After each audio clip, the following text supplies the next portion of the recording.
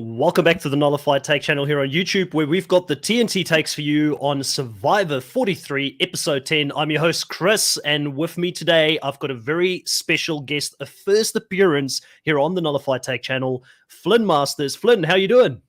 Doing well. Like I said, excited to do this first time, even though I obviously hosted the Survivor season rankings, never recapped the Survivor episode on YouTube here before. So yeah, first time ever doing that, get to share my thoughts on this season so far in general, this episode in general. So yeah, excited.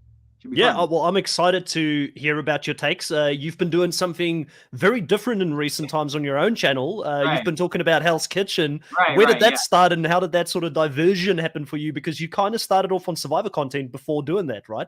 And that's the thing. I just started on Survivor, and like during the summer, I was like doing 2 Survivor videos a week. I was like, okay, I need a break. I need to enjoy my summer. I'm gonna play around this Hell's Kitchen stuff because I did like a couple of videos on that. So I was like, I might as well play around with it, see how it goes. And yeah, safe to say, it pretty much took off instantly. And yeah, so I've been kind of sticking with that for the time being. I do plan to get around finishing my In Blank Minutes series of Survivor soon, and that's pretty much what it sounds like. To do like a recap of like a season of Survivor in like 15 to 20 minutes or so. So I'll get back to that pretty soon. But yeah, I've been having fun with this Hell's Kitchen stuff. No one's really ever done that on YouTube. So yeah, guess I kind of took advantage of it, and it's been a blast too. So yeah, that's awesome. Funny how it works.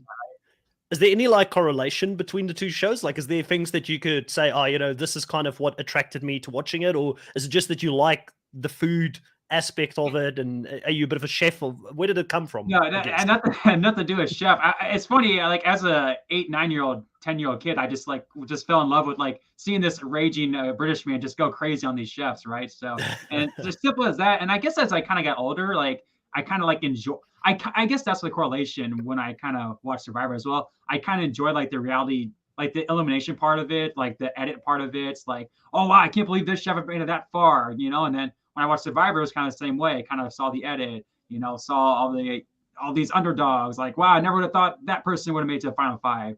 So I guess that's really the only correlation, though. It's like a reality TV elimination competition. But yeah, it's a pretty different show. But so it's kind of ironic how that works. But yeah. It seems to be going well for you. I can see you've got a very active community there. So everybody that's listening to this is the first time that you've heard of FlynnMasters. Go check out his channel here on YouTube as well. It's FlynnMasters, spelled FlynnMasters. Flynn's been really active even on this channel, commenting week by week, sometimes dropping in the reviews. So I thought, why not get him on here? He hasn't been able to talk Survivor. I'm sure he's got a lot on his mind. But also, before we get into this episode, I want to welcome the other half to this duo, the Cody to my Jesse, or the Jesse to my Cody. I don't know which one it is. Jake, how you doing? I'm doing good. I was totally here the whole time. I didn't just drop in late. Yeah, you were hiding in the spy shack, Tony's spy shack, the spy submarine. But you're here now. It's all that counts. Right, let's get into the episode.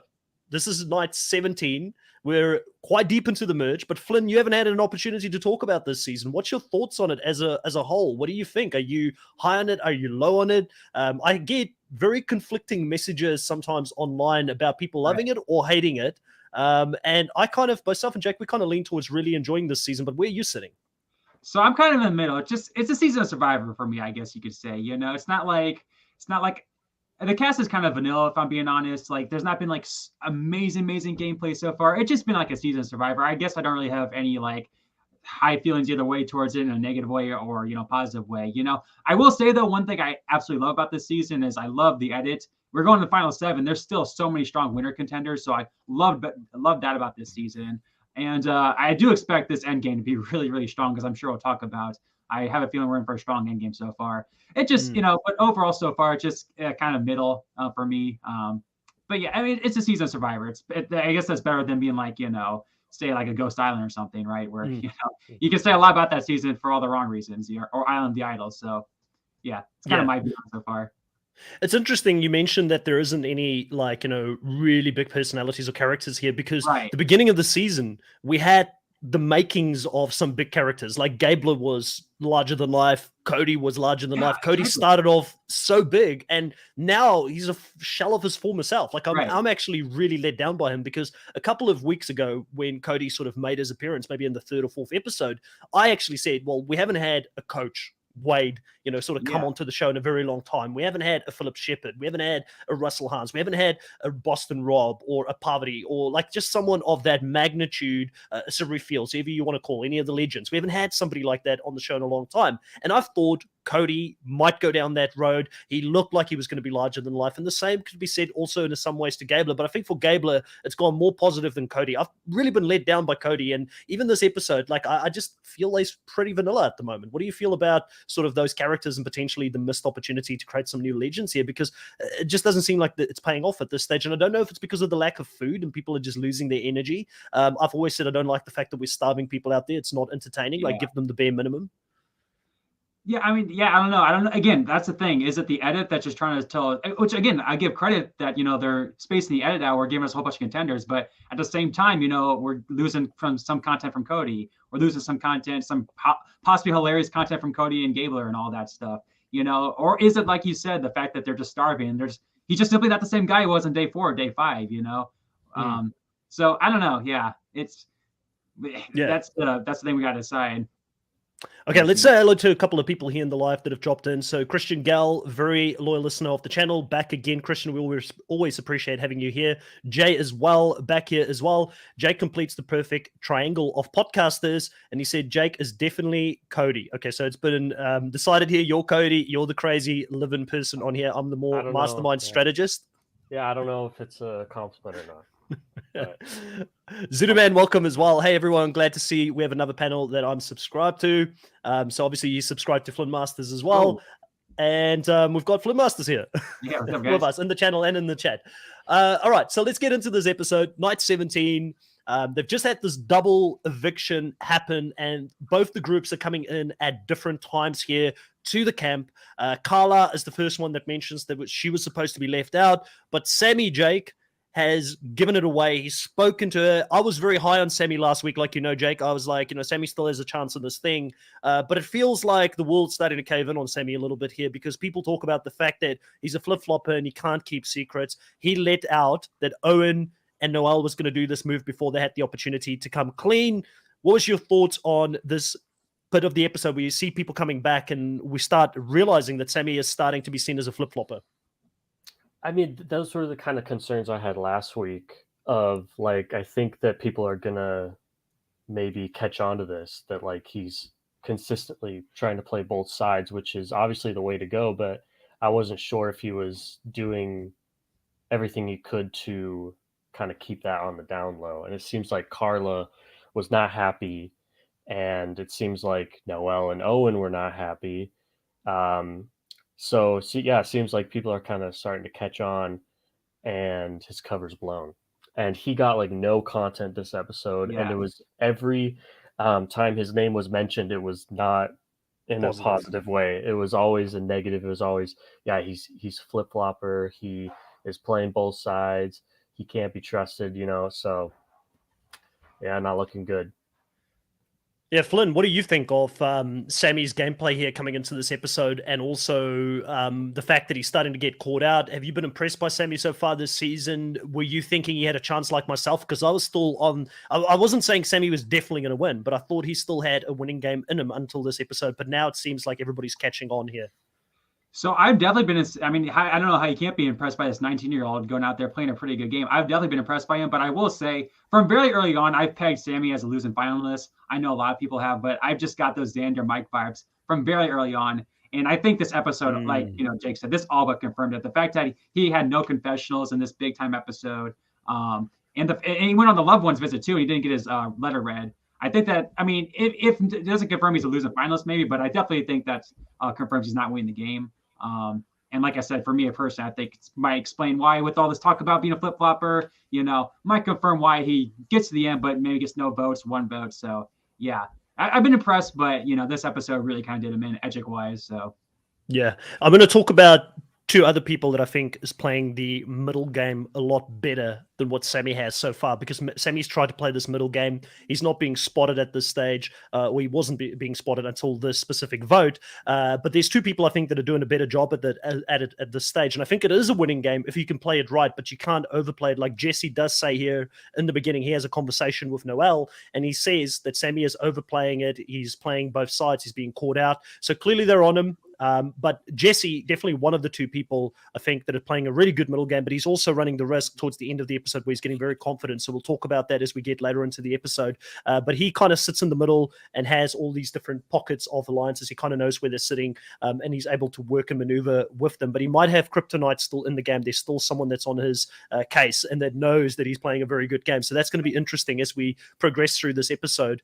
Let's get into the reward challenge, because they pretty much go into the reward challenge straight after this. And we don't see reward challenges very often, right, on Survivor anymore. I've been told that they still have reward challenges all the time, but we just don't always get to see it unless it is instrumental to the story. And one of the things, Jake, that I was really sad about in this reward challenge is that I'm not going to get points, because when we did our fantasy draft and we did our point system, we never accounted for reward wins counting towards any points. So we just did immunity challenges. So even though my person in my team won this, I'm not going to get any points for this. But they go into this reward challenge. They have to spin a metal frame around and then get a buoy to come in, run through this obstacle course, grab a sandbag and go over a balance beam, and then I have to land the sandbag on a podium. I don't know if either of you watch Big Brother, but this challenge really reminded me of Big Brother when they have to spin in a circle and they have to run and throw 10 pinballs. Did you get that as well, Flynn? Well, I didn't I forgot about that challenge, but now that you say that, yeah, it was kind of similar to that, yeah. Yeah, really reminded me of that. And I thought, it's always fun to watch them try and do this 10 pinball challenge on Big Brother. But this one could have ended up really bad for a few people, because they were quite dizzy getting out of it and they had to go over this net. It's the one challenge, Flynn, if I was out there, I wouldn't really like doing. Like, I don't like that feeling of getting dizzy. That's the thing. It's one thing doing Big Brother when you're getting fed constantly. Now you're starving and you're dizzy, already not thinking straight. My goodness. Yeah, no fun. And Jake, then you've got a person here who's an amputee. She's got to run on a leg that doesn't have full feeling on it, right? And she's got to go over this balance beam, Noel. And she struggles through this quite a lot, which is evident, because how do you go over a balance beam with a prosthetic leg and potentially keep that balance? And she was struggling throughout this, but Noel's got this fighting spirit where she just can kind of perseveres no matter what.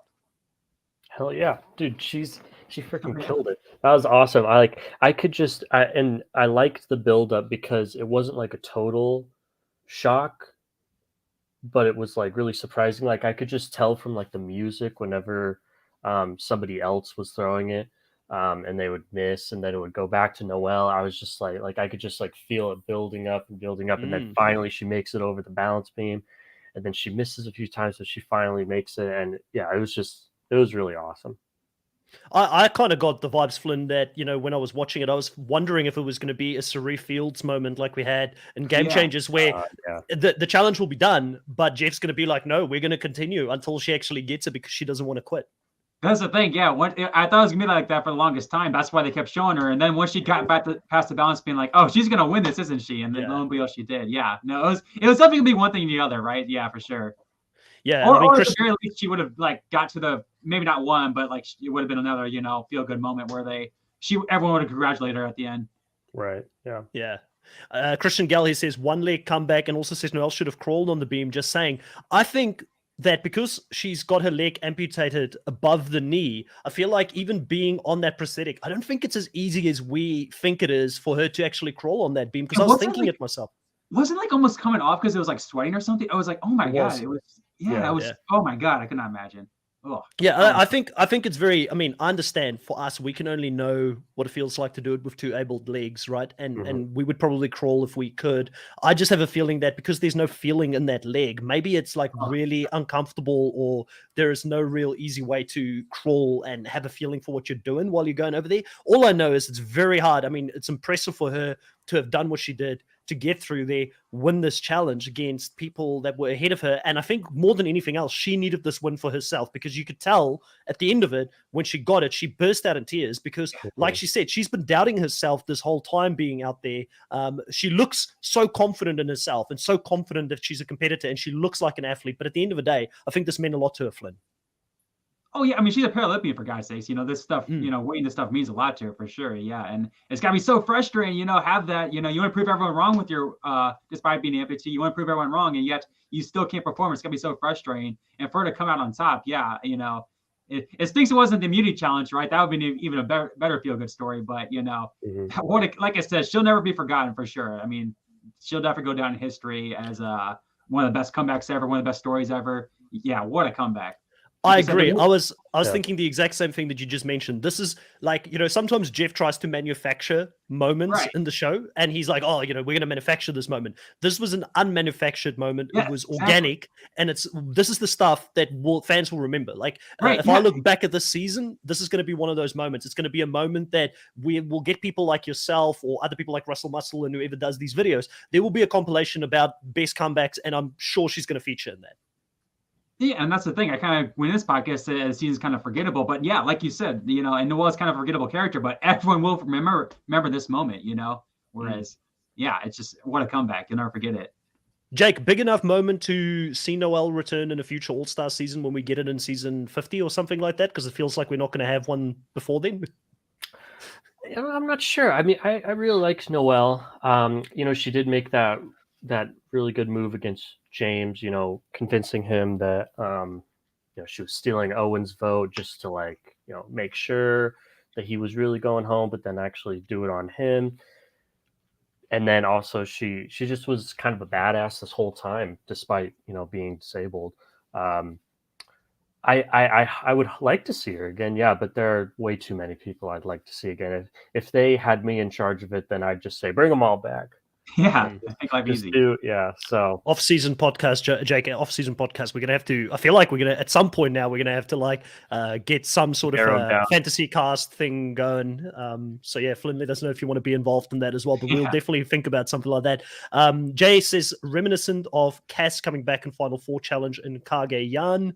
Zudaman says definitely an amazing comeback by herself. Did a 2-leg challenge with only one and won the challenge. And he also says they'll definitely bring her back if they can. She's seen as a hero. I see her coming back. I think Jeff likes this kind of story. I think he was really, I mean, they hyped her up even previously when she couldn't finish a challenge. And Sammy was partnered with her, and she had a moment where they actually singled him out and she had an opportunity to talk. So I do think Jeff is looking for some new school characters that he can build, and I feel like she's someone we've had people come back for less. That's all I'm going to say. We've had people that have made no impression come back and play the game. So I feel like she's got a better than no shot at being back.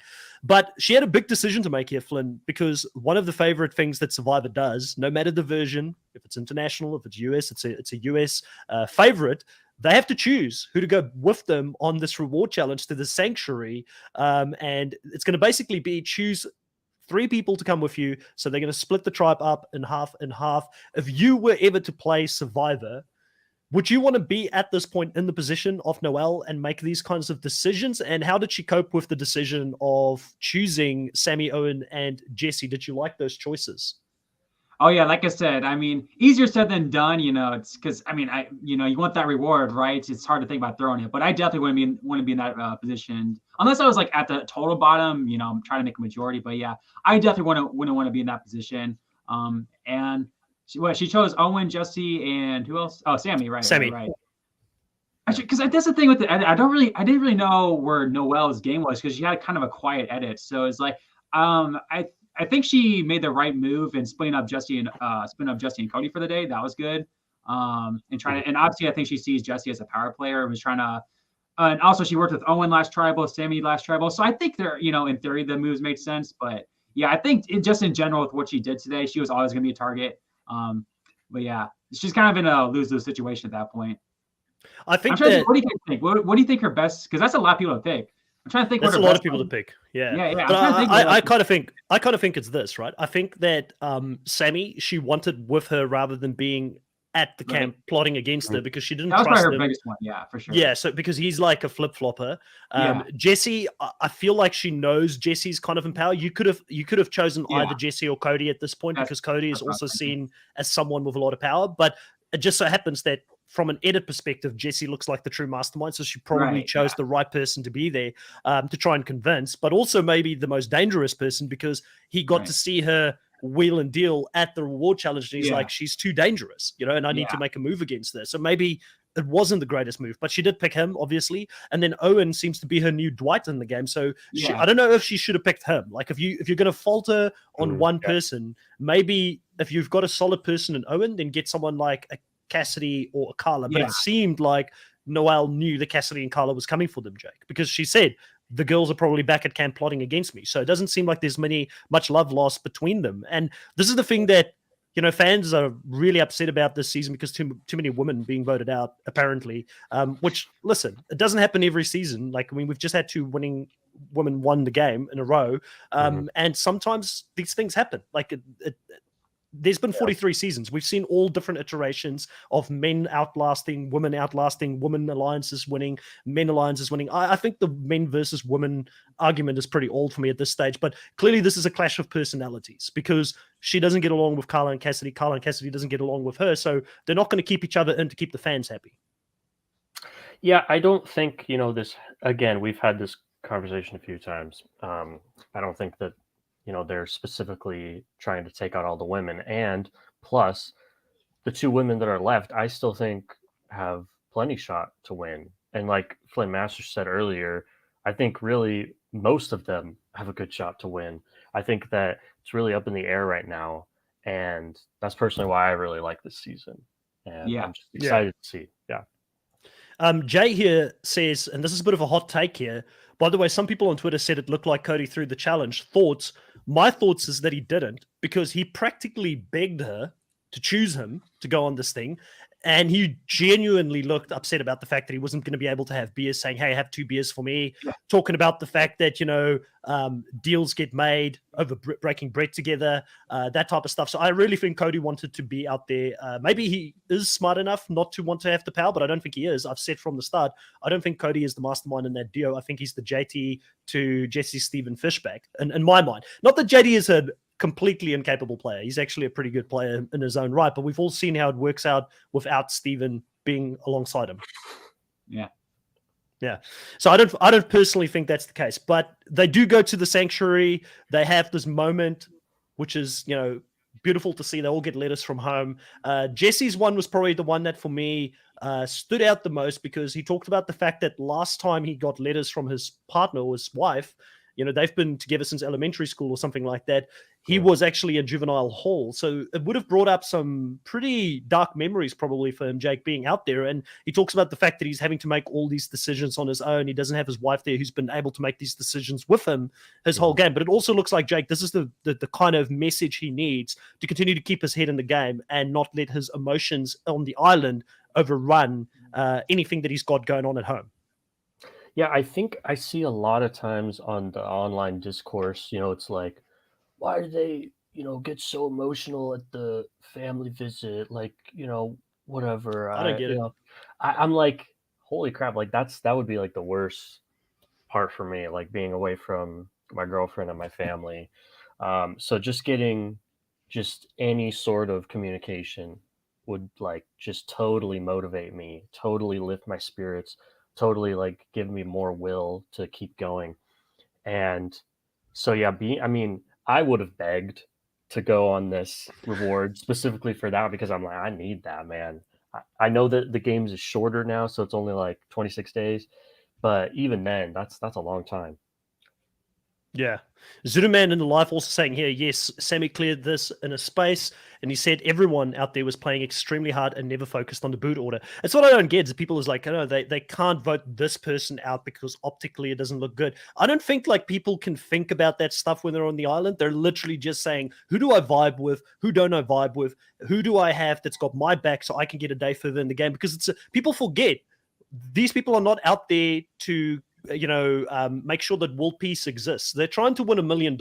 This is a cutthroat game. This is about getting other people out. And no matter, if it was about being presented in the best possible way and, fighting for justice in the world, then Noelle would not have been voted out in this spot. That's all I'm going to say. Like, people would keep Noelle there because she would be such a great role model for the show. But this is not what Survivor is about. Survivor is literally about who can I take out that I don't vibe with, who don't have my back, and that's going to prevent me from winning $1 million. We're not talking about someone winning $50 or just, a gift packet down to what do you guys have, Walmart over there? This is not what it's about. This is $1 million, right, Flynn?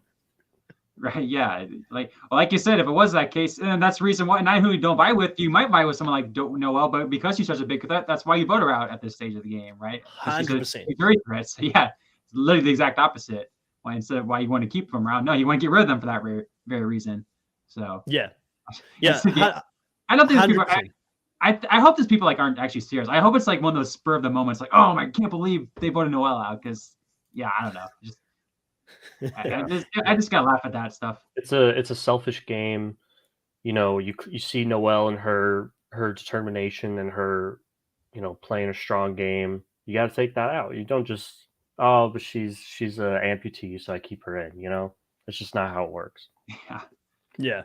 Well, what was interesting about the Sanctuary is that we got obviously that letter from Jesse. I felt like that was the most impactful one. And if I was ever in doubt that Jesse's got to be the hot favorite to win this thing right now, it's been put to the side. Like, I really think, in my mind, edit-wise, they're building him up either to be the Omar of this season, or he's going to go all the way and win this thing. If he does get voted out, we could still see Cody or someone else win this. I'm kind of off Owen a little bit as well. Some people will probably still see Owen as a potential winner, but I just don't think Owen, he did get a little bit of a family moment here where his girlfriend said, you could win an immunity. He's already done that. His dad said he loved him, and it's the first time he's seen that on a letter. I can relate. My dad's old school as well. We don't say those words to each other very often, so I think being out there would probably be quite emotional for him to get that, especially since he is adopted, and I'm sure he always feels like, am I really, loved, or am I in place here? Because I'm sure those are things I've not been adopted myself, but I'm sure those are things that you think to yourself if you've been adopted. It was a great moment to see, but I feel like if Owen gets to the final, he's a 0 vote getter at this stage because of the fact he just doesn't have any agency in the game right now, Flynn. What has Owen really done? He's just surviving.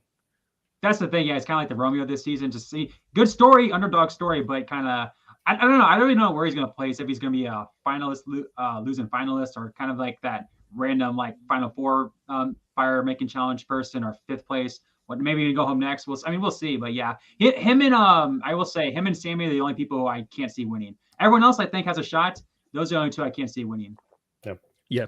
No, I would agree with that. And that's a pretty crazy take, because I know, there were one or two people that, if you asked me 2 episodes ago, I would have been like, they're out. Yeah, we're including some people that I would have thought I would have called myself crazy for. Same here. Yeah. Yeah. Outside of that, nothing else of interest sort of happens there at the Sanctuary, but we get everybody back at camp. Cody saying the whole thing about, I haven't spoken to you guys much, so at least we get an opportunity to strategize, and he gets to talk to a different group of people here.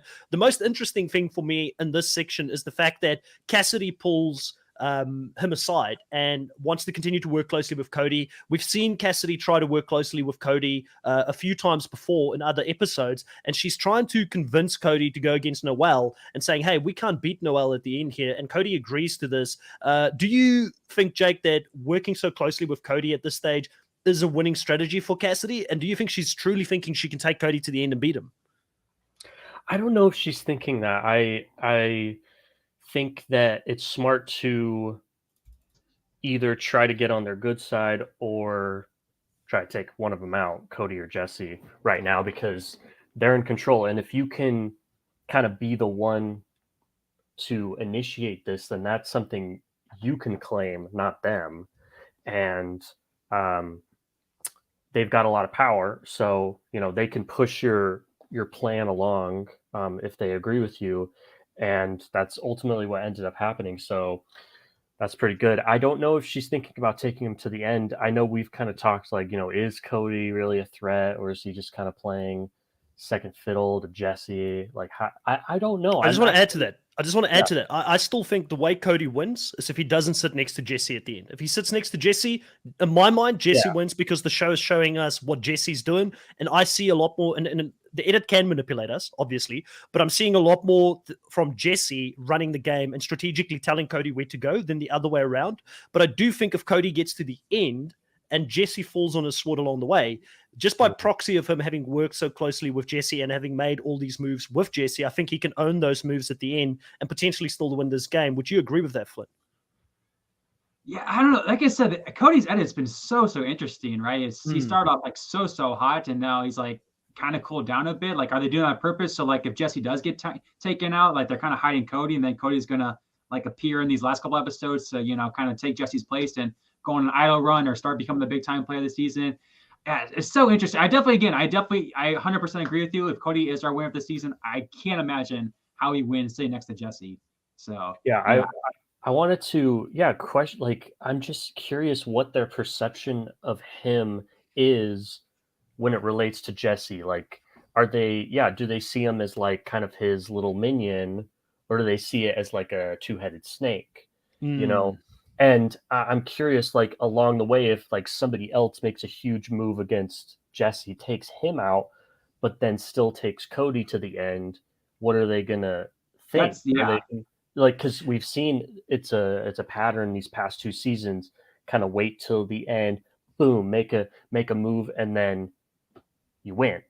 That's like your big move. And also when the power couples get taken out in the game, like for instance when Sean got taken out, Ricard followed after that. Right. When Omara got taken out, Lindsay followed after that. It's like when these power couples break up, they don't always make it all the way to the end. So we could very easily see an edit to quote back or look back at Ghost Island. We could be seeing an edit similar to that, where we see both a Dom and Wendell type of edit where they both get to the end somehow here. But I do feel like Cody's got a weaker edit than Dom did at this stage. So I'm not too sure if that is the case here. I still lean towards, I don't think Cody makes it. I think it's a Jesse win most likely at this stage, but I'm not ready to count Cody out because I haven't seen anybody talk negatively about Cody yet. Whenever people say that they're a power couple, they include both their names. They don't say, well, Jesse's really running the game or Cody is like his minion. And we don't see that sort of on our screen. So until they say that, I feel like we can't probably make that conclusion yet. But another really interesting conversation, and Russell, welcome in the live as well. Just wanted to say hello, Russell Muscle TV. Go check out his channel as well if you want some great Survivor content. Also recently, I don't have all the details yet. I'll be promoting it a little bit more in the future. Russell has now started doing some Survivor puzzles as well. So go check out his Instagram, go check out Twitter, go check out YouTube to find out a bit more information on how you can get your hands on some Survivor puzzles, which I think is going to be pretty cool. I'll definitely get my hands on 1 or 2 of those as well. Who knows? Maybe I end up on a Survivor season in Australia or New Zealand or in South Africa in the future. And I want to be prepared if that ever happened. So yeah, I was going to go into the next conversation here that was quite interesting. Gabler, has a conversation here with Carla and Cassidy. They both are aware that they need to get Gabler on side. And Gabler, for me, at this stage, is at a very, very interesting spot in the game because his edit has gone the opposite ways in some ways to Cody's edit. Because in the beginning, we were all made to believe he's a crazy guy. Like myself and Jake were saying, how's this guy even in an operating room? Like, I mean, he's all over the place. But now seems like one of the most sane people out there. He seems like he's got his finger on the pulse on the game. He's really grounded himself, Flynn. How impressed are you with Gabler's game at this stage? Because I feel like he's maybe after Jesse in my mind right now, the second most likely person to win if he gets to the end. Everybody talks positively about him. They say he's a stand-up guy. They know where they stand with him. That could count for him or against him, depending on how he manages this towards the end, because people could also feel very hurt by him betraying them. But I feel like he's being painted in a very positive light versus how he was painted at the beginning of the season. Right. And I remember I came to your guys' stream a couple of weeks ago. I was like, we were talking about goats and whatnot. I was like, everyone's kind of saying Gabe would be a goat. And I was like, I don't know. I feel like if he gets to the end, he knows how to talk his way. He knows how to tell himself a story, right? And maybe the show's kind of already foreshadowing that. He started off really bad, slowly gets his way to the end and has like a great finish. But yeah, his end has been so interesting. But he really is in a great spot right now. Like no one's gunning for him. And it looks like, from a tidbit foreshadowing for next week, he might even be the one that breaks up Cody and Jesse. He might be the one that plays both sides. Maybe he takes out Carla as well, all the other big-time players. Yeah, out of everyone here in this game, I really don't know what to say about Gabler. He still might be a Final 3 GOATs, or for God's sakes, be our winner. I mean, wouldn't that just be something if he wins? If our winner of Survivor 43 is Mike Gabler, man, oh man. But yeah, it would be amazing. I think I think that would make for the most exciting season, and I think that the season will get looked at in a very different way if we get a game body person win this season, or if we get like the people that we thought from the start is going to win it, or Gabler comes from like the middle of nowhere and wins it. There's a reason I always put Chris Daughtry as such a high winner in my mind, and I always remember that win because he started off so horrible in Vanuatu and then sort of worked his way back in the game, and then against all odds went to win the game at the end. And it wouldn't be as unlikely as Chris Daughtry's win that season, but it would still be a pretty impressive win, and a Gabler win would be memorable, at least, Jake, at this stage. Absolutely. I mean, we don't see it very often anymore where, the bigger characters are the winner. We were lucky to see that kind of last season with Marianne. She was more, but kind of similar to Gabler. She was more of a big character at the beginning and then kind of mellowed out and like became one of the more sane ones out there.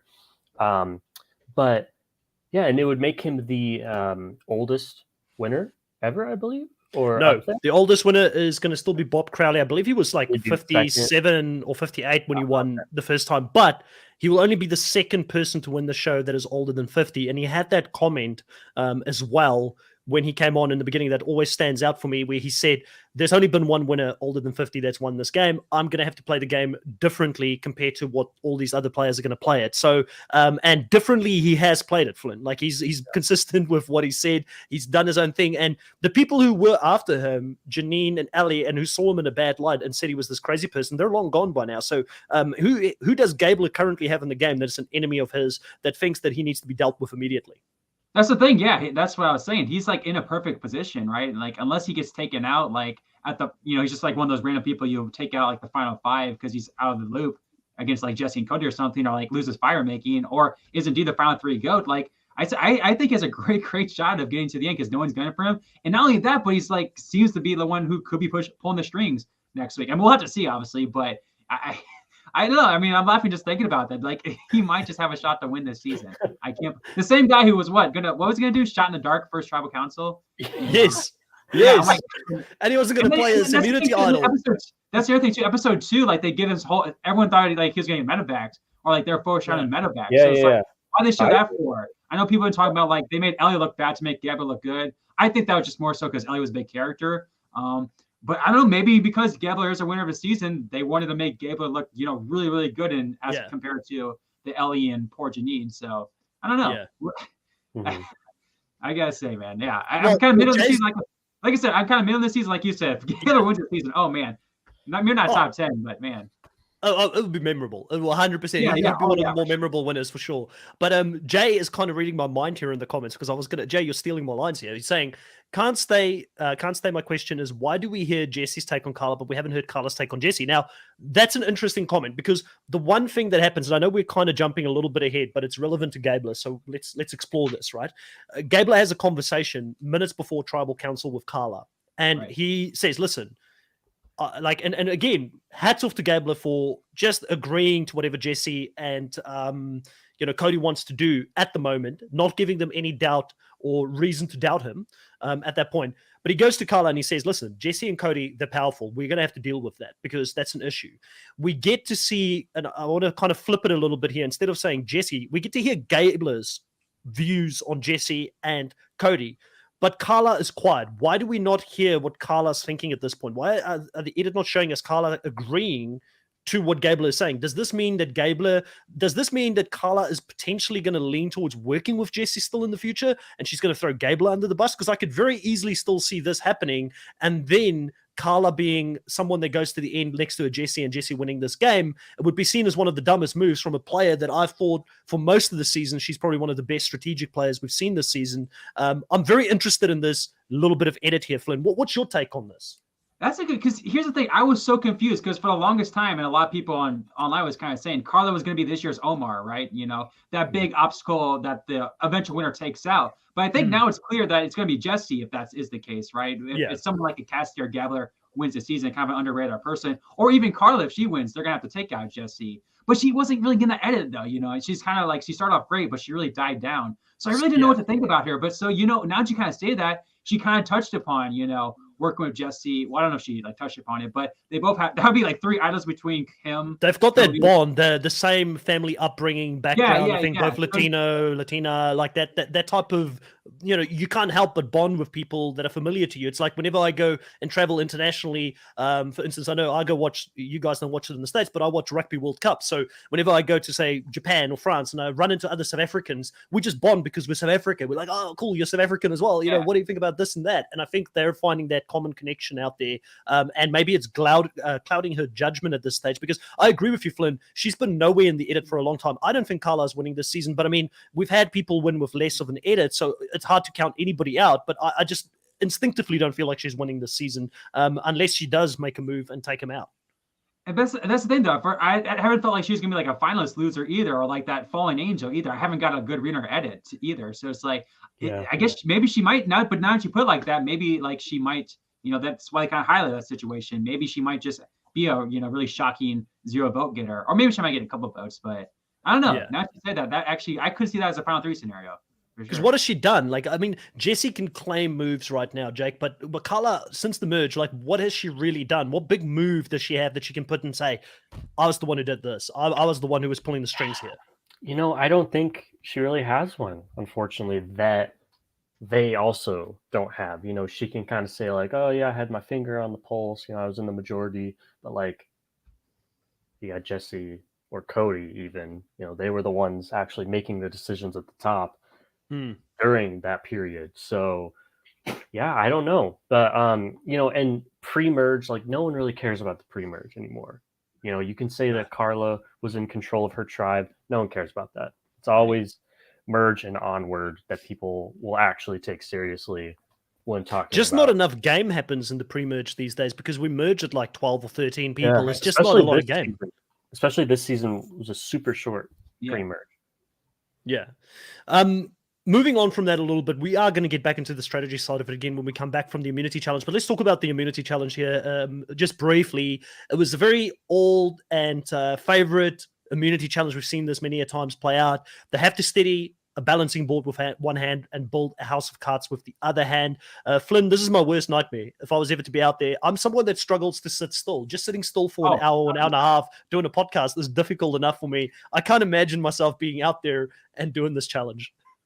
Dude, that's why I started YouTube in general, man. I couldn't sit. I had to keep my mind going, whether it's going to the gym, playing drums, doing my YouTube. I have to keep going, right? That's I don't know. Yeah, that'd be.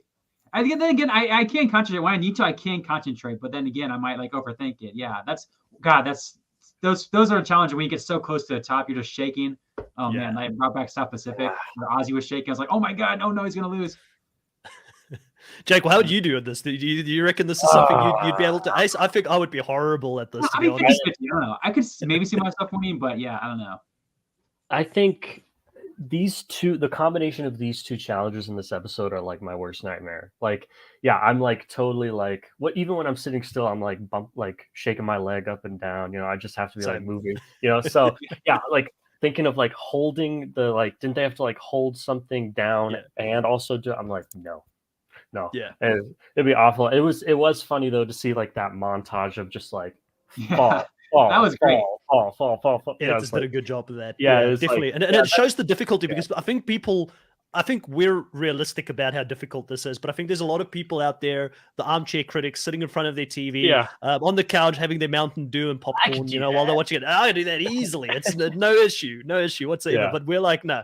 I mean, I could probably focus and lock down when I'm there, and I know my life's on the line. I think I could really lock in. Yeah. But the first part of the challenge, I would have loved, because anything with balance, anything with agility, anything with throwing something like that, those are all the sports I used to play at school growing up, and my background is in martial arts. Like I've got a black belt in karate and all that kind of stuff. So anything with balance, like that to me is like that's my jam. But when it comes to and it's funny enough, because now that I think about it, in karate, there are times where you have to be very still when you do katas and you go into your meditation and that type of stuff, where I still struggle with it sometimes, but I think maybe I can find the zone. I would feel more comfortable with the reward challenge compared to the immunity challenge. But the one thing I do find interesting, Flynn, is that we get a new winner once again, Cassidy. There hasn't been one person that have locked down being the challenge beast this season, and it's still up for grabs for who could be the person who wins the most immunities. And there's some stakes in this for me and Jake, because whoever does get bonus points for us in our draft teams, and I don't know who that person's going to be. Yeah, no, it's cool to see. That's the thing. I mean, I don't know. What do you guys like it when we see a challenge beast, or do you kind of like it when it's like more up in the air? I kind of like the fact that it's like, I like seeing challenge beasts, but I don't want to see it season after season. And this is the thing. This is what I don't get with people. People want the same people or the same structure to play out every single season. That to me is boring. Like, I'm good with one season we get someone, and I don't hate on Mike Holloway. I respect him for being clutch at winning his way to the end, where a lot of people mark him down on that. And I'm like, no, that makes him even a better winner in my mind, because he did it his way. And, I know this is going to get heated, I don't think he's a Mount Rushmore, but I even respect Ben for finding all those advantages. I don't hate on him for that like some people do. I like seeing variety, and I like seeing people win in different ways, and I like seeing seasons play out in different ways. That's my thoughts on it in any case, Jake. What do you think about it? Do you like seeing one person winning out all the time, or do you like the variety as well?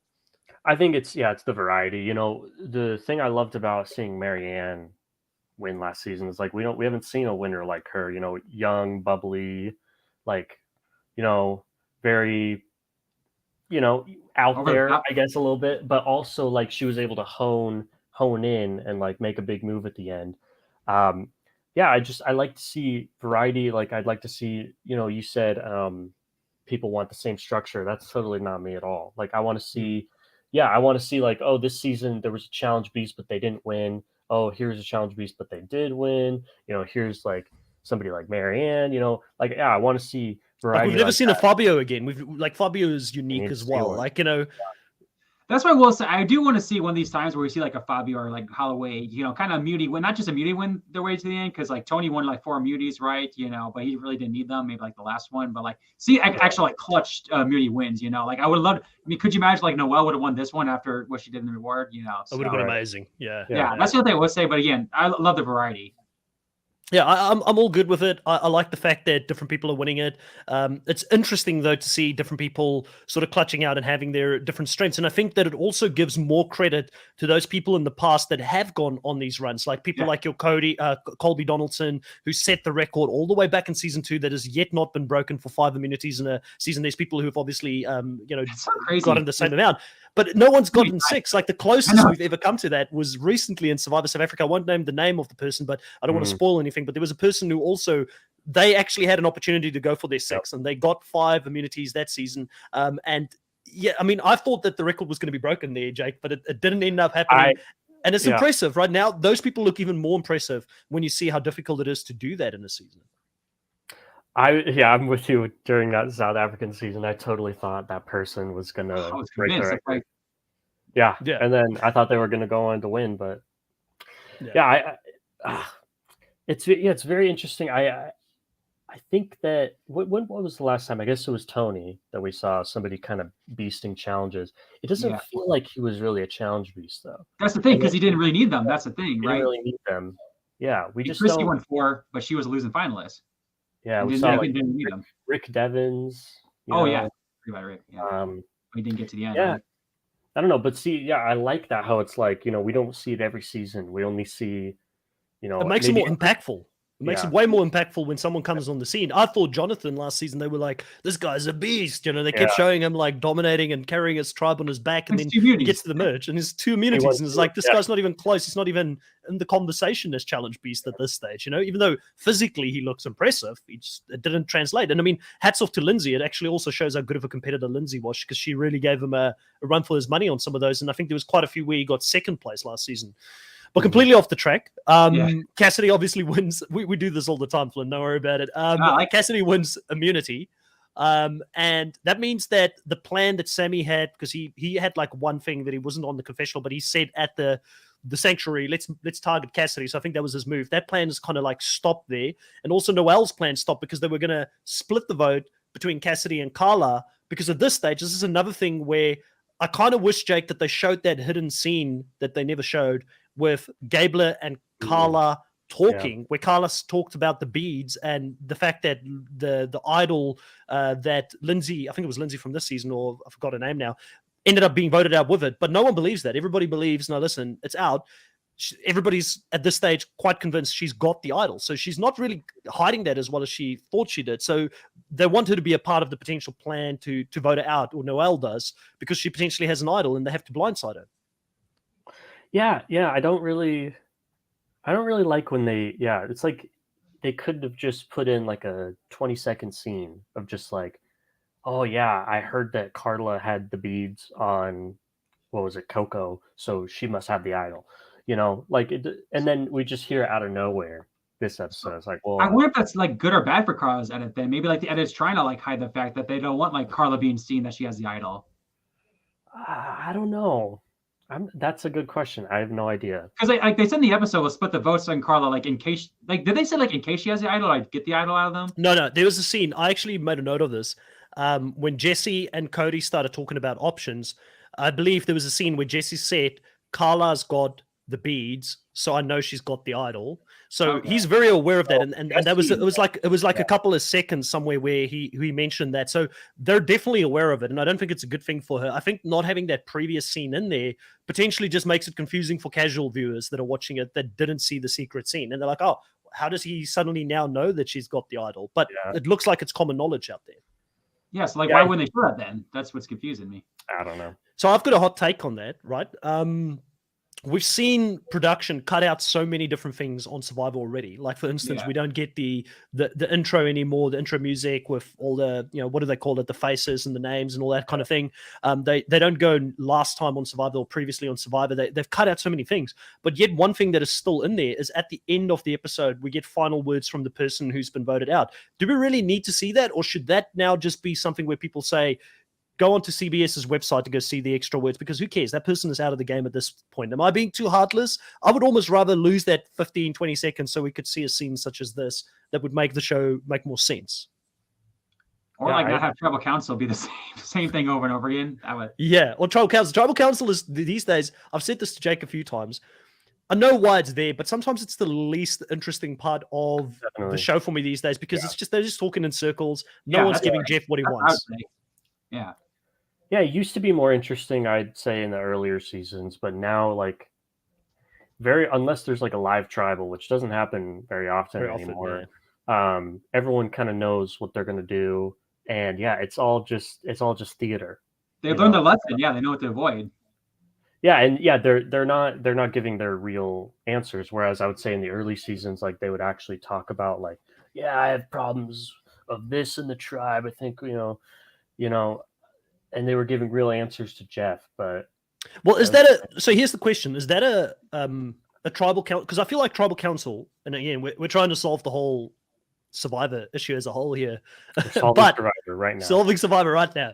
But is it a problem? Is it a problem, right, of tribal council not being as impactful anymore? Because I mean, tribal council is so instrumental to the game. You can't have Survivor without tribal council and without voting someone out. Or is it an issue once again with casting? And we're just not like. I know a lot of people like the fact that they're casting fans of the show, but I think that there has to be a balance, and you have to bring people in that almost haven't seen the show yet, because some of those players are the most entertaining to watch. They're the ones that make the rookie mistakes. I'm not saying we should have all recruits, but I think we should have a mixture and have more people. I mean, they're trying. They bring in people like Roxroy. They're bringing in people like Gabler. In the beginning of the season, it was a little bit of an agent of chaos, but maybe it's just who they're casting right now, and also the fact that they're getting them to watch all these seasons before they go out there to play. People are just too prepared. Oh yeah, like you said, I can't imagine you're gonna see someone like Judd just at tribal council, just like what do you do that one time? Like you did this, or like Rocky from Fiji, like just berating Anthony that one time. Again, because people learn from that stuff. No one wants to be that guy. So, and maybe that is just a thing that those people are recruits. So we're just not gonna get that anymore. Or like if you are a recruit, like chances are it's easy to just go online really easily and say, hey, what not to do in Survivor, or just watch a basic tribal council. So. Yeah, it's probably a mixture of both. People kind of got the format down, and like even if you recruit people, it's like it's easy to have like some basic. Yeah, be prepared. Yeah. I mean, Jeff's working really hard to get something these days in the tribal council. He works really hard, and he doesn't even. Yeah, now he's like specifically asking, "Hey, give me an analogy about." Yeah, that's the thing. Technology Yeah. Council. That's one of the things for me, and again, a little bit off topic here, but it's one of the things that makes Survivor South Africa for me so exciting to watch, because South Africans are just people who don't give a shit. they're out there, they're like, no, this happened and this person is that, they stole the rice of the camp, and it's just sometimes it's chaos in those tribal councils because they just don't keep things to themselves, and it's just all the dirty laundry gets out on the tribal councils. Those aren't recruits, though. Those are actual fans too. So I think it is possible. Maybe it's just from different cultures, but I guess it's cultural. I can say it as a South African. I can say it's cultural. Just, South Africans are very direct. We just in general, like I'm kind of whenever I go back to South Africa now, like people are like, you're so international, because I'm a lot more politically correct in things that I say and how I think about stuff. But when I go to South Africa, people are just direct. You know, if they don't like you, they'll tell you to your face, and they will still vote for you at the end if they respect you. They don't have to like you to vote for you. That's what we see happening in one of those seasons where people were shocked. How did this person win?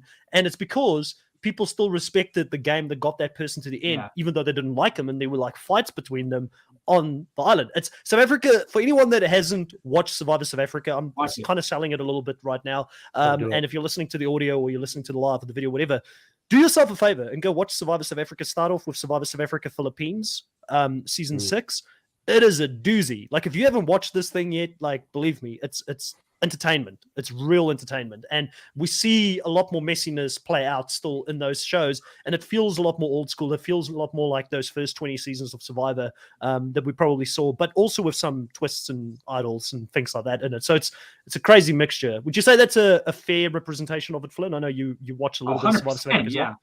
Oh, yeah, 100%. Philippines especially. I like pretty much all. I don't think South Africa's had really one bad season since like its first. Say what you will about season 7, but like since its first 3 seasons, when it wasn't even on like I think it was on Mnet, but a different casting crew or production crew. So they've been on a roll. We talked about this earlier before on stream. I was scared it was going to get canceled after low ratings, but looks like it's not going to get canceled anytime soon. So yeah, I love South Africa. I feel pretty confident, and I mean I can't talk too much because I've spoken to people who's in the know, but I'm pretty confident that even if it doesn't go ahead on Mnet, it'll go ahead. Like, I just feel like Survivor South Africa won't die. There's a big interest in it, and it's a popular product. So, but I can't go into it too much. I'm pretty sure that it will continue on. So, that's good for us, international Survivor community that really love watching Survivor South Africa. But apologies for those that are listening to this who really don't care about Survivor South Africa and just want to hear about episode 10. We went on a little bit of a tangent there, but after the immunity challenge, we get people strategizing. There's a lot of strategy that happened at this point, and some of the most interesting things this episode happened just before Tribal Council. Gabler actually lets Noelle know that they're coming for her. So continuing to play that middle ground until the very last moment. And at this point, I believe Gabler still thinks that Cody and Jesse is fine, but Sammy is potentially going to be the person that they should watch out for. And indirectly, he didn't know that. That's going to add to Jesse's cover story as well, because Jesse is going to try and throw Sammy under the bus at this point.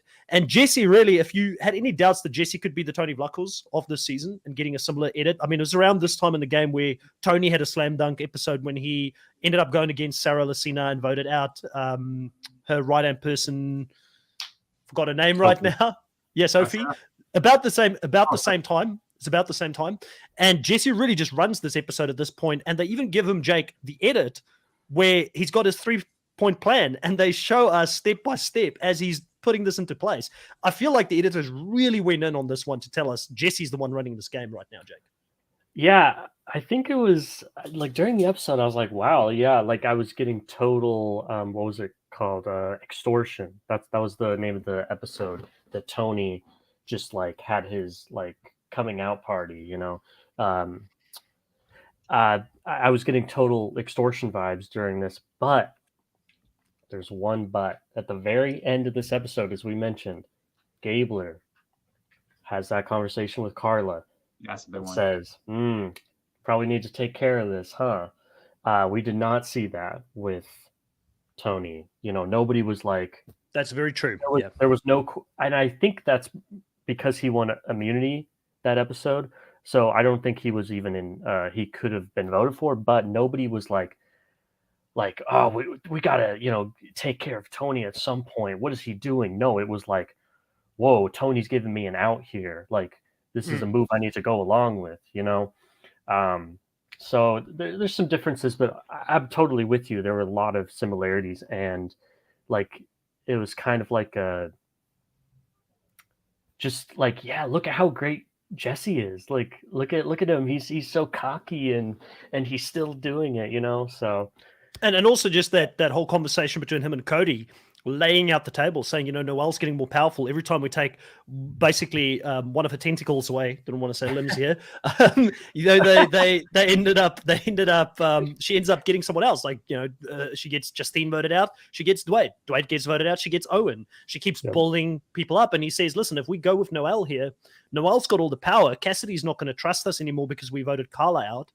She's also got Cassidy. We're up, Schitt's Creek without a paddle at this stage. So I feel like Jesse is reading the game really well at this point, and he's articulating it extremely well to the camera. And I mean, you got to give him probably a 9 out of 10, or 8 out of 10, as high as you can until he wins the game when it comes to marks, because he's really seeing it. And this is the thing. I don't think Cody is looking at that level. Cody's just like, what is my right-hand man doing, and how do I move at this stage? But he's really the brains of the operation. Back yet. As far as we know, he doesn't have it back. Yeah. Which is just insane. I just don't get it. So Jesse could still end up, because if you look at Jesse and Cody right now, who are you more threatened by?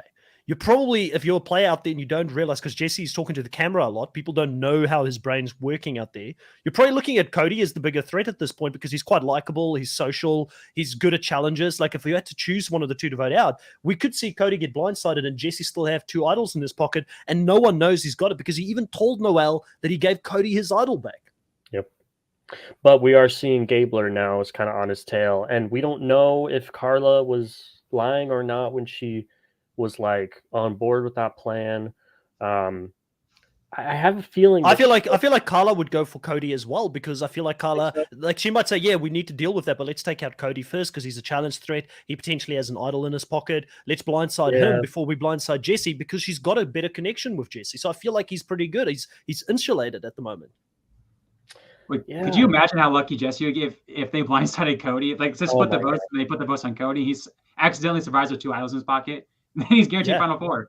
And I think potentially guaranteed winning this thing. I mean, it could be that could be a very exciting end to the season for me as well. Like, if that happened and we saw, because for me, it's always more fun when you see someone having to come back from adversity to win a season. Like, they're running the game, then they lose control of the game, and they have to come back and win it. Like, even Mike Holloway is a great example of that, right? Because he was running the game in the early stages. He was the leader of his alliance, and then he got kicked out of that alliance and then had adversity to try and get to the end and win it. So sometimes those wins are some of the most satisfying wins you can get. Yeah.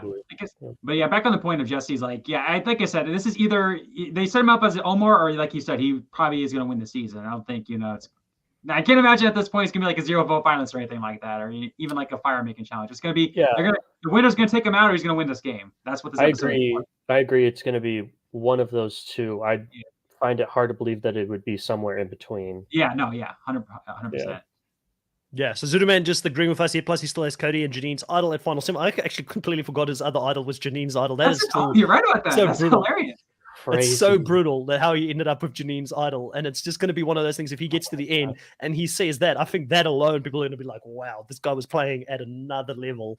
And he's probably going to win this thing. Russell here saying he's at a Christmas party, but loving the trio. Enjoy your Christmas party, Russell. In November? Yeah.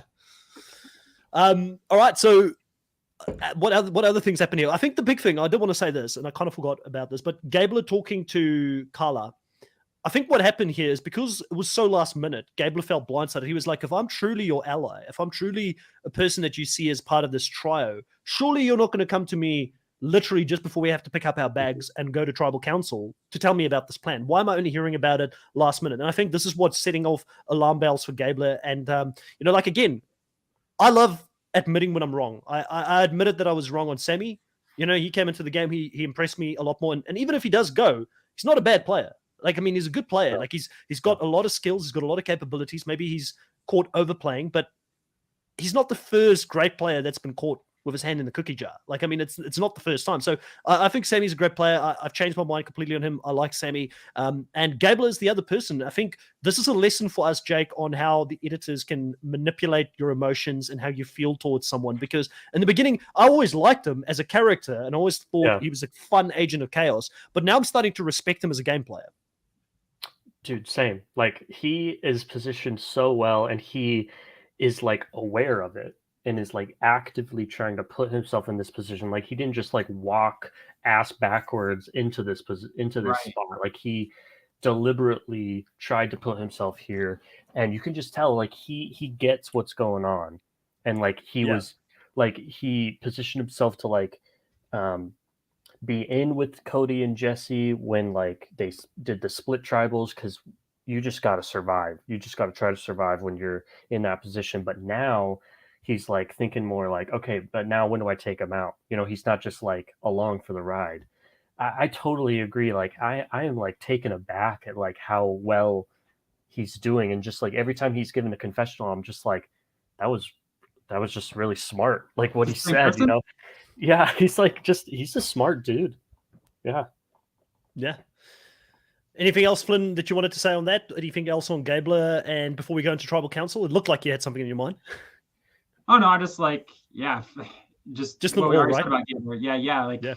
Well, I can't wait to see how Gabler's storyline plays. I have no idea if he's going to be a winner or a goat, fallen angel. I have no idea. I'm excited to see the ride though. I know it could be anything. Who knows? Yeah. All right, well, we go to Tribal Council here. There's, again, like we said earlier, mostly in Tribal Council, I kind of skip over a lot of it because there isn't really much that stands out for me. It's just a lot of people talking in circles and not trying to give Jeff anything. But the one thing that stood out for me a little bit here, we've been talking about how Jesse is playing a really good game. I did see one flaw in Jesse at Tribal Council, and it's something that I've seen with Jesse before. He's quite open about talking about sort of his control of the game at this stage. He comes across as a little bit confident, saying things potentially like, quoting his son, saying, "Get that money, baby, and this will set up the rest of my game." I don't think that's the best things to say at Tribal Council. Like if I was there, I would definitely be taking note of this. And I think people like Gabler, they did pin to Gabler's face with the edit when he said that as well. So for me, why they're doing that, it kind of, again, just reconfirms that Gabler and Jesse are going to go up against each other. And Gabler is taking notes of these things, mental notes, that, Jesse's the real person here that's in control that I need to be very, very aware of. And I think that maybe Jesse's just getting a little bit too confident, because I don't feel like he should be saying this stuff at Tribal Council, Flynn. So that's interesting. Those editing tricks that Jesse said that, and then they pan the Gabler's face. Those are classic editing tricks that you said that could be a sign of things going in the future. Right. Again, the Tribal Council is an hour long, so it's easy to seem a little overconfident when you're just talking about your game. But like you said, that's a classic example of maybe that is a sign that Gabler will be the one to take out Jesse, or that's a sign that a light bulb goes off in Gabler's head that Jesse is getting confident. Let's take him out next. So that's very interesting. I did not pick that up. I'm glad you did. That's another foreshadowing possibly. Yeah, another Survivor podcast here in the live. Survivor Scholars, welcome to the live stream. Check out Survivor Scholars as well for some more Survivor content. They also do a great recap each week. They say here, the Gabler edit is super interesting, especially for someone respected like Jesse, saying that he is smart. I did pick that up as well, Survivor Scholars. And that could mean, for me personally, one of two things, right? It could either mean that Jesse is aware of the threat that Gabler is, and that he's going to also try and take Gabler out. I feel like we're going to see them go head to head. Or it could mean that it's continuing to build that credibility, because everything that was said about Gabler in this episode was positive. It was, he's smart, he's trustworthy, he's a stand-up guy, can work with him, that type of thing. It was very interesting. So I'd like to see how that's going to play out as a whole. Boy, next week looks fun. It's going to be fun. It's exciting. Yeah. It's building up to a very exciting conclusion. This was a good episode, but I thought this week was gonna be like the big time. We see the big time player out. Noel small edit kind of taken out makes sense. Next week for sure, it's like I said, this season's gonna go pick up. I'll be shocked if we lose like someone like a Cassie next week. Who obviously is a. I don't think we said this yet. We haven't talked about it here yet. What's your guys' take on Cassie? Because believe it or not, I actually do think as of right now she is my winner pick. Really?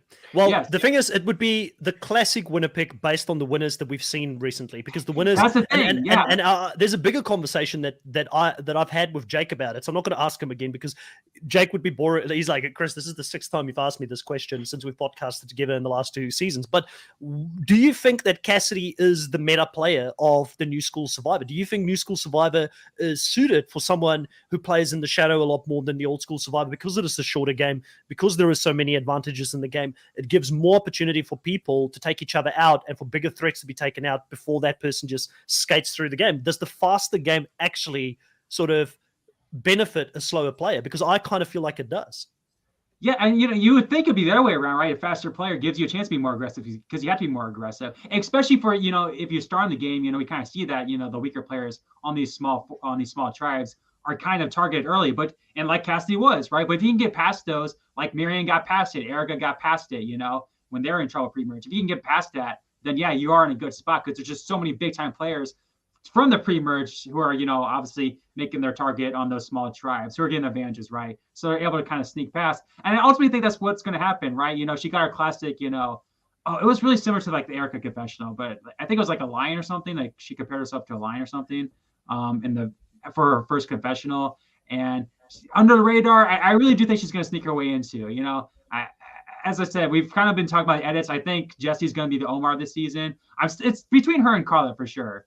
And Gaylor. I still can't see Gaylor winning quite yet. But yeah, no, it's so hard, right? So that's why I'm kind of thinking that's just going to be, unfortunately, which I mean, not unfortunately, Cassidy, if she wins, I'm sure she'll be deserving, especially if she is the one to, maybe she's not the one who takes out. Maybe there is two kingpins this year. Maybe Gaylor takes out, not Omar, takes out Jesse, and maybe Cassidy's the one to take out Gaylor after that, and the Carl after that, or even Cody. Yeah. I don't know. We'll see. I don't know, but she's my winner pick as of now. Well, the thing for me is, right, and this is the question. Do you like that type of edit for a winner? Do you like a winner being edited in such a way? Because for me, like, I don't mind the variety. I can take it in doses. But if we have a third winner that wins the game in such a manner, to me, I'm going to feel really down on this win. And I feel like I'd like to see more. Like, there was periods in the game where Cassidy, and again, I can't count her out because she did have the emotional stuff from home with her sister and watching Survivor together growing up and all that kind of stuff. So there was a story. When they randomly showed that, I was like, okay, if she makes it past this, I think she's going to win. I thought that was going to be like, oh, we're giving her flowers because she's going out this episode, but then she didn't. And I was like, that was big for me. One thing I'll say about what you said, Chris, is I totally agree that like I wouldn't have such a problem with this edit if we hadn't just gotten two of them back to back. I do wish, just give her a bit more content. Like she has like I think the least amount of confessionals at the final seven. Amount of confessionals left, and like she's not a boring player. She articulates her thought patterns really well, and Whereas like no offense to Erica, but like she could be a little monotone. And she would like kind of say like a lot in her confessionals. So by the way, I think Erica is a great player. Hot take here. I think Erica is the best winner of the new era. I really do think she's better than Marianne. I think Marianne got lucky with that. She's got two winners, but out of the two winners, I think she's the best of the two. And I think that Erica comes back in a future All-Star season and surprises a lot of people, and they underestimate her because of her edit. I think. Yeah, hot takes, but yeah. Yeah, but entertainment, I don't know if she's entertaining, right? I know you both don't watch the challenge, but in the challenge we've got a person who's won the challenge and they've won Big Brother called Casey, who comes back season after season. She's performing season after season. She's a great player, but she's boring to watch sometimes, and so if I had to choose between Marianne and Erica, who I'd like to see come back, it'd be Marianne because I think she's more entertaining out of the two. Oh, for sure. But completely going on a tangent here. My whole thing is if Cassidy did win this season, I'd be happy for. I'm happy for anyone who won, and I've got the belief that whoever wins deserves to win. Like I didn't always have that belief, but I've matured, watching the show, and now I believe that. Yeah, I believe that whoever wins, like, listen, the person won, they deserve it. Let's move on next season. There's going to be a next season, but I would feel let down a little bit because of not because of her, but because of how the editors are treating women winners in that case. I feel like they need more content. Well, that's why I brought her up because, like, we talked for an hour. We haven't talked about Cassie yet and all this stuff. I was like, you know what? Yeah. She, despite being the a big part of this vote, so it's like, hey, let me bring her up real quick because she's my winner pick. I gotta bring, because the show's really not so. But I don't know. I think she's just simply gonna get that Erica. Yeah, it's kind of interesting that like we're looking at her as a potential winner because she has kind of a lackluster edit. Right. It's almost like that Carla having a better edit is worse for her because she's a woman, which, I just wish they would, give a bit more content, to these types of players because, they're not, like I said, I kind of understood for Erica because she could be a bit dry in confessionals. With Cassidy, I don't feel like that's the case. You can give her a bit more content. 100%. Let's go into our teams here as we sort of get towards the pointy end of this podcast. So we both had 4 people still left in the game coming into this week, but ultimately I'm going to lose my second. Out of these 4, I think I did really well, Jake, because 3 out of these 4 people that were remaining were my first 3 picks, I had 3 out of my first 4 picks still left in the game. So I'm only losing a second top 4 pick for me here, and Noel sadly being voted out of the game. That leaves me with, I guess, with Cody, Owen, and Sammy at this stage. I've got to say my hopes are resting very hard on Cody at this stage. I feel like you've got the most likely winner at the moment still left in the game. Jake still has Jesse, Gabler, Carla, and Cassidy. I feel like you're stacked at this point, Jake. Those are my top 4. Yeah, it's funny because before this episode, I was thinking like, damn, he's got Sammy, because I was thinking Sammy might be up there, but after this episode, I'm like, I think he's dead. Like I'm completely off that train, and I'm definitely feeling good. It's so funny because earlier in the season we were like, oh, Jake has got Ellie and Jesse.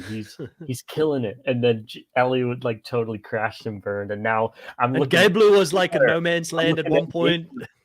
Yeah, I was like Gabler is like one of my. Yeah, that's so funny. So Jake, who is your winner pick as of now? Because I know Chris is. It sounds like Chris is with Jesse's right now. I got a weird feeling about Gabler. I really do. Like I think I agree. Jesse first, Gabler is my like I feel like whoever wins that battle between the two is going to be the winner. I just have that like, I mean, you can't count anyone out, but I agree with you, Jake. I'm seeing it like you. Like everything the editors do is for a reason. Why are they giving Gabler this like weird like I'm on to you, Jesse edit of like and like showing like other people saying he's smart, showing other people we need to bring Gabler in the loop. Like it just seems very unnecessary. So that confuses me, and I think when you see things that are kind of unnecessary, that raises alarm bells, and I'm getting that right now with Gabler. Yeah, I still lean a little bit more towards Jesse. I think Gabler gets caught out, and Carla potentially dobs him in to Jesse, and he gets taken out as a part of the collateral damage here. And I think the most likely outcome is still a Jesse Cody reaches the final at this stage. But yeah, I mean, for me, ranking it right now, Flynn, and I'll let you do a ranking as well. I'd say number 1 pick to win at this stage is Jesse. Second, I feel like Gabler is a long shot. And then third, I would say Cody is still in there. I'm a little bit lower on Carla and Cassidy, but I do think they could still win. And then Owen and Sammy, those are the 2. I just don't know how they win it. Yes, like I said, those 2 at the bottom. One's Cassidy for me, and yeah, 2 to 5. It's like, man, I do think, I don't know. What do you guys think about like the girls talk this season? Because there's been a lot of talk about these girls alliances, and then like they go away, So maybe do we finally see like Carla and Cassie get together, maybe, or is that the reason why we talked about these girls so much? Because we need a girl winner. I don't know. I feel like I like some of the women could. I mean, at this point, you've got only 2 women. Yeah, so maybe. On the jury.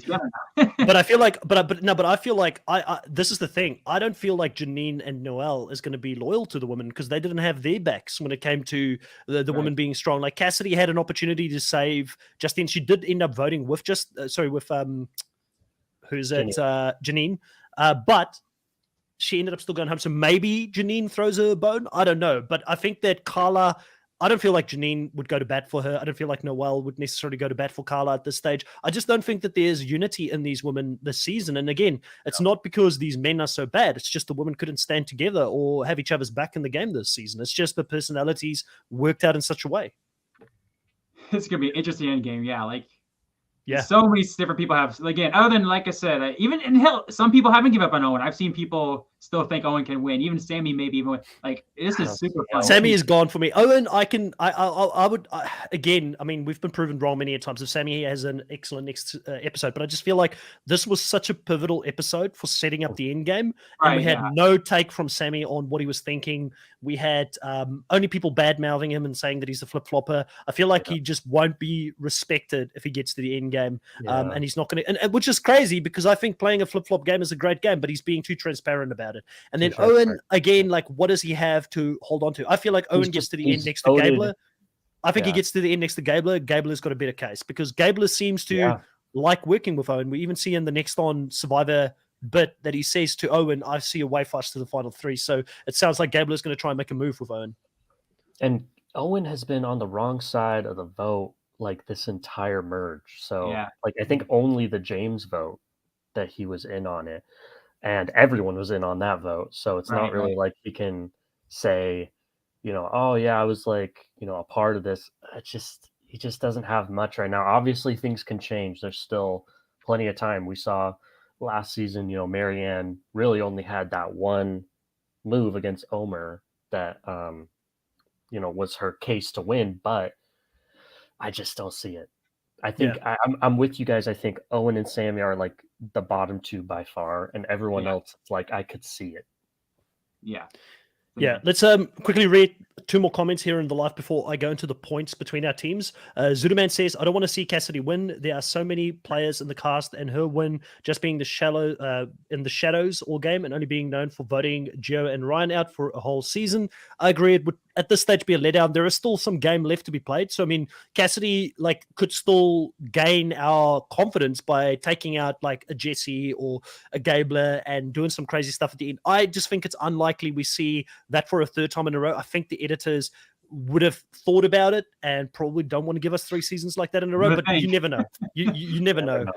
Worse things have happened. And then Zudaman also says, honestly, I could see Jesse win last season. Marianne had a huge inspirational 80% of each episode edit, and so does Jesse this season. Yeah, I mean, Marianne, that's the thing about Marianne. She was, at least, even though she disappeared from a strategic point of view and she didn't have much strategy talk, she was always featured in each episode and they went back to her. I don't think that Cassidy has had that consistency. But then again, like we said, Erica also didn't have it. But I also know, I think, and I hope that the editors took note of the fact that fans weren't too happy about the fact that we didn't get to see much of Erica that season. All right, let's get into the points here. So I kind of closed the gap last week on you, Jake. I think we were about 20 points difference between the two of us. I can say this week you've slightly gained again on me. So you're about 33 points ahead of me at the moment. So overall, you've got 307 points coming into this next episode, into episode 11. I am sitting on 274 right now. Your top point getter and also the outright highest confessional person as of this week, for the first time Cody's been dethroned, is Jesse. He's overall the second highest point getter for the spreadsheet this week. He's sitting on 64. So Jesse's your top person at 64. Mike is sitting on 52 and Carla is sitting on 51. That's your top 3 right now. Cody is still the outright highest point getter this season. He's on 64.5. Second, we've got Owen at 42. And then obviously I've only got one person for my third choice, which is Sammy at 38.5. Let me bring up the spreadsheet so you can have a look at the points and where we're sitting. For anybody that's in the stream here, those are the points currently as it sits. The points that we are giving is 1 point for confessional, 3 points for team challenge wins, 5 points for an individual immunity win. So I missed out on Noel winning a reward. I didn't think about just making it an individual challenge win. So maybe, Jake, that's something we'll change for next season. I didn't want to just change it for the sake of changing it because we didn't agree to those rules in the beginning. Making the merge was 5 points. Successful advantage plays, we've only seen one so far this season. That's 5 points. Finding advantages, 3 points. Votes against them, 0.5. Runner-up gets 25 points. Winner gets 50 points. We've also got bonuses for the end of the season with most confessionals, most individual immunity wins, most advantages found, and least votes casted against them would all count for 25 points. And I believe there's only 2 players right now that don't have a vote casted against them, and that is going to be Gabler, of all people, and Jesse, who are the 2 people that we're thinking are probably, I'm thinking is in the driver's seat of winning, not necessarily Flynn. I don't want to put words in his mouth. But it's been exciting to watch. One of the things we didn't discuss, and we come back to this quite often, and maybe this is a thing to leave the podcast with at the end as we sort of close it out here, just something to think about.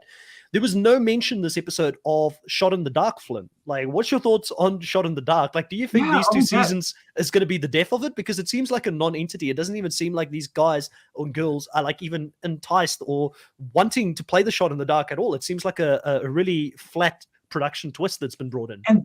And there's been cases like Janine where like she knew she's in trouble. She might as well play that just in case, you know. Apparently, I don't know if you guys hear, but apparently Chanel last year literally forgot about Shot in the Dark. And that's why she didn't play it when she was clearly in trouble. Oh so my God. I wonder if they're just literally just forgetting about it. It's so nonchalant, or they've seen it not working at these past 2 seasons. So like, screw it. But you might as well go for it, you know? So like, I don't know.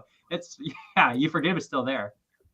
They're gonna. I have a feeling maybe they tweak it between this season and 44, which I know that in terms of when they filmed it is very short period of time, but maybe they do, or they just get rid of it because, no one is even talking about it. I think, has anyone even talked about it since? That's right. They didn't even talk about it, much less use it. Was the first and only time was when Gabler mentioned it in episode 1? Like, has it really been that long? I feel like I haven't heard anybody mention Shot in the Dark for ages. It seems like it's something that's just falling flat, really. And I wouldn't be surprised. I mean, they got rid of fire tokens for a lot less. And I thought that there was a lot more that you could have done with fire tokens, even with a non-Edge of Extinction season. I think there's things you could still do with that. And it may have been a little bit more interesting. But yeah, I'm okay with getting rid of it now because I just feel like it's useless. Yeah.